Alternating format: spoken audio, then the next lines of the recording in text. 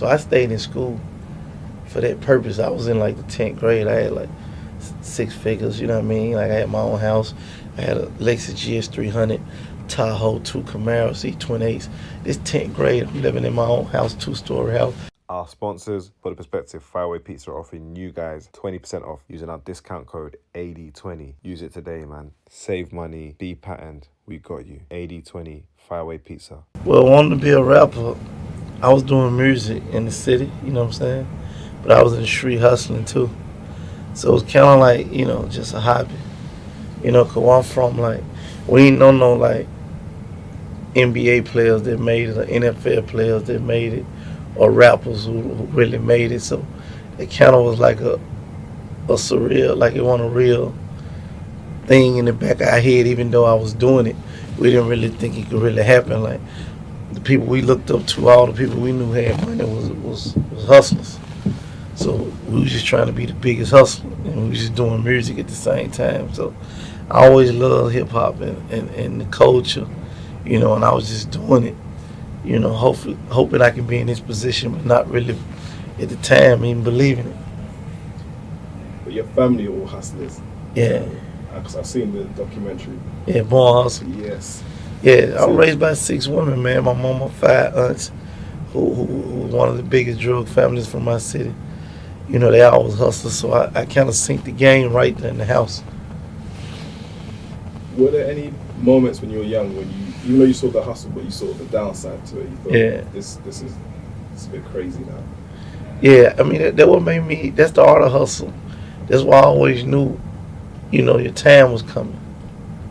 So the whole time I was in the streets, it was like a race for time because I already knew what came with it. I watched everybody go to prison, my aunts, my father, my brother, like a domino effect. Like everybody get money. The streets are seesaw, it's ups and downs. So, you had your high points, you had your lows. So I knew that all came with the game. So I was just trying to exit the game before my low ever hit. You know what I mean? Is that why you took the first deal? I mean, the first one that you took? Yeah, the first deal I ever took was TBT Records. Oh, really? Yeah, back in the day, they had Lil Jon, Yin Yang Twin. I think Pit Bull was with them back then. So when I done that deal, to me, I looked at it more as an exit out the street, and I did it as a real record deal because I didn't really pay attention to the contract that much. Like it wasn't a lot of money. A lot of my partners were getting indicted and going to Fed prison. So kind of like me, like, man, take this deal, get up out these streets for, you be the next one they scoop up. And TBT folded, right? Yeah, they was around for a minute after I done the deal. And I don't think they really understood the music or got it at that point. So, Lil Jon was popping so hard back then, that was the priority. So I was just an artist on the label. And then they ended up going bankrupt, and that's how I got a chance to buy myself about it. How important is it to get a proper lawyer when you actually get into the contract phase? Because the first deal, did you have the right legal representation, or you just needed to just get a deal done? Yeah, I don't even know if I didn't have the right lawyer. Me per se, just probably wasn't even on them right. You know what I mean? Like I wasn't like that instrumental into what was going on as if I would be. Now, see, a lawyer got hell now. I don't care nothing about you being a lawyer. I'm finna ask you 100 questions. You know what I'm saying? What you say to say again? You sure that makes sense? I'm counting the lawyer with you. You know what I'm saying? And I'm gonna get another lawyer to check what you said, okay. So back then it was more so like me just putting my fate in another person's hand, and I probably just hired you because of this situation. I don't really know you like that. I ain't really done my due diligence to even know if you the right person to be dealing with. Just somebody referred me to you.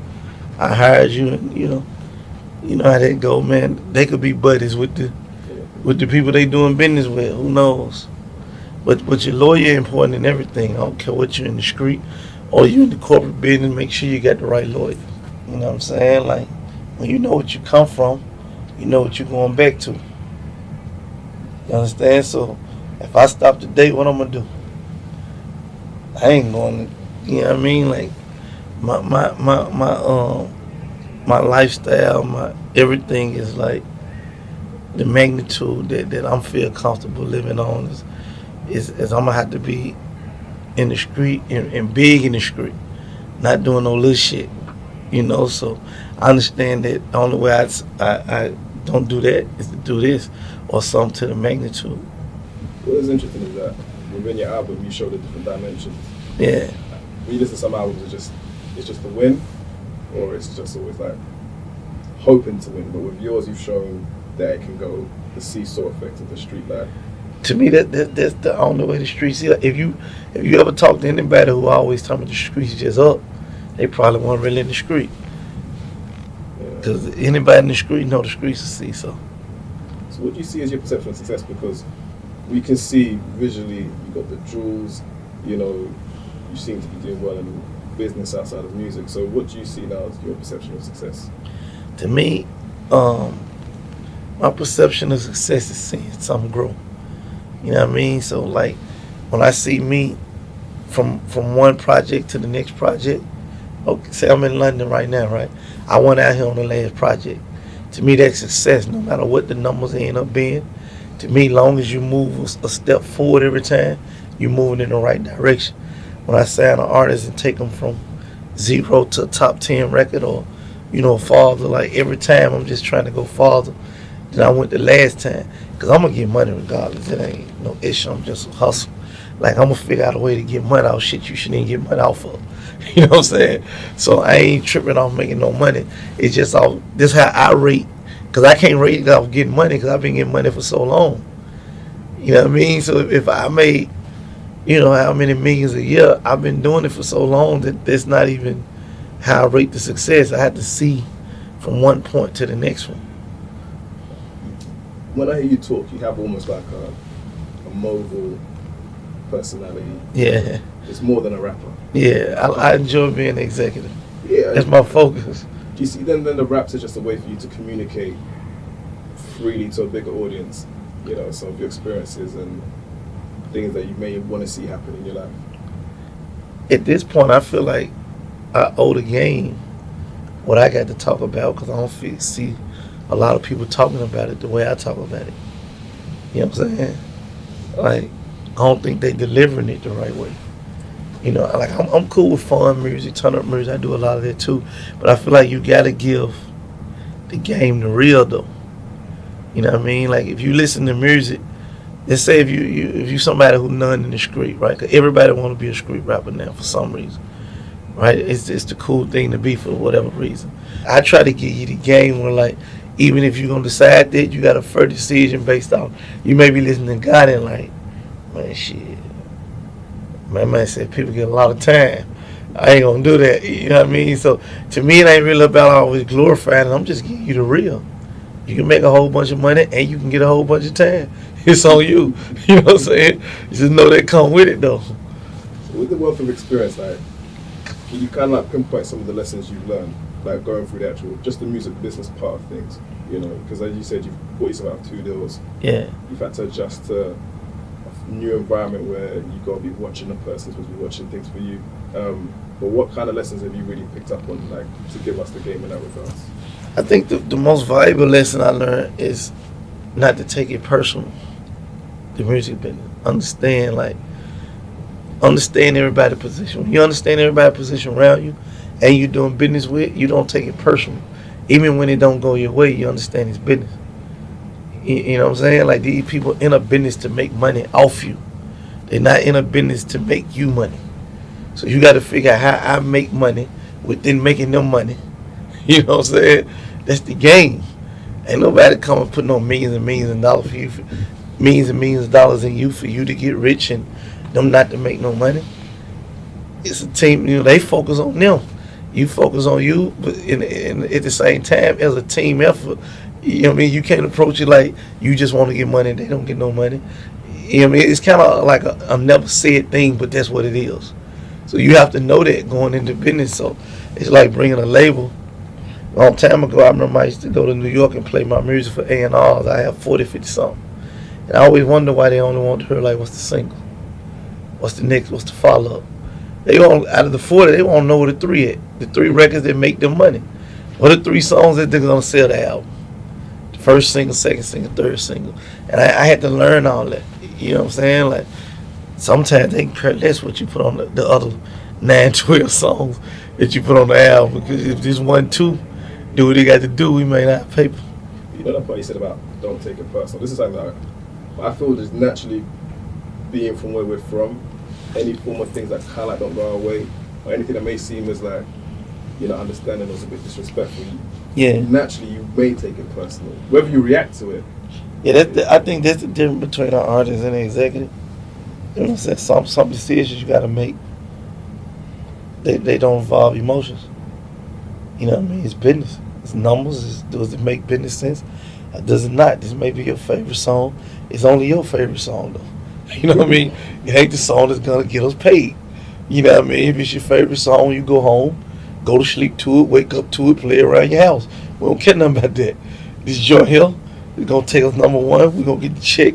We're going to feed my kids, your kids. It's business. Yeah. So that's a couple of questions. Let me ask you now, kind of like, what you now see as your purpose? Because you got to a platform, you know, but from here on in, what do you see your purpose and what do you want to kind of do with yourself as a brand? Yeah. As a brand, I think it's important to protect the brand. You know, it's to keep building on. As CMG, you know, we're looking for the right talent, the right artists that represent the brand right, and you know, they can hopefully be way bigger than I am. You know, we're looking for that type of talent, as well as just staying consistent with me. You know what I mean? Staying consistent and just knocking down new barriers that we haven't done yet. You know, the brand, to me, the brand's supposed to, if it's built right, go beyond you. So that's the type of brand we're trying to build. You guys who seem to be, they have money already. Yeah. Is it ever a situation where it looks like the success has come before the actual musical success? Because, you know, people are seeing that, oh, this is a lot of money that they've got, but usually that will be after you've had like a number one album, maybe done a world tour. Is there ever a thought that may be showing a conflicting image to people who are looking at the brand? Because it's like they've got money before they... My whole life a mystery. You know what I mean? Just keeping it G, like some of your biggest artists with millions of records, they don't drive the cars I drive. They don't live in the houses I live in. They got paper I got dollar for dollar. And I ain't trying to count nobody's pocket, but it's just, you can line them up. They know they self. You know what I'm saying? But that's the hustle. You know what I'm saying? Hustle is a talent. You know what I mean? Like, it may conflict them, but to us, that's like a super talent that we able to go get the paper without the same successes. You know what I mean? Like, a lot of people been on national TV platforms 5-6 years ago and ain't got the financial benefit at the game that a rapper like me have. You know, and I think they just come from hustling, man, and just being a great hustler. So when you give me them same tools they got, you know what that paper gonna do. You know what I'm saying? You know what I mean? And lastly, how proud is your mum of you now with what you've achieved? Because, you know, you've seen her hustle. Yeah. She gave you the game. You've now flipped it. You're doing well. So how proud is she of your achievement? My mama real proud of me. She tell me a time to talk to her. You know, my mama really just wanted me to graduate. You know, that was her thing. You know, because I was like the first child to graduate. You know, my brother he dropped out, went to prison. So she always just stayed on me about graduating. So I stayed in school for that purpose. I was in like the 10th grade. I had like 6 figures, you know what I mean? Like, I had my own house. I had a Lexus GS 300, Tahoe, 2 Camaros, E28s. This 10th grade, I'm living in my own house, 2-story house. I moved out the house with my mama because she didn't want my girlfriend to live there with me, right? She spent the night with me at first at the house. You know what I'm saying? And my mama wasn't with that, so she stayed on me about going to school and graduating. So I feel like I probably would have done the same thing as like my partners and everybody else were doing, because I was making so much money that it really wasn't my focus, you know what I'm saying? But I feel like I owed that to her. You know what I mean? I'm glad I did. You know what I mean? I stayed in school. I graduated. I even went to college for like a semester. You know what I'm saying? But far as I remember, that's all she wanted me to do was graduate. Then I done that. You know what I mean? Then it was like, once she knew I was in the street, she just didn't want me to go to prison because my big brother was in prison.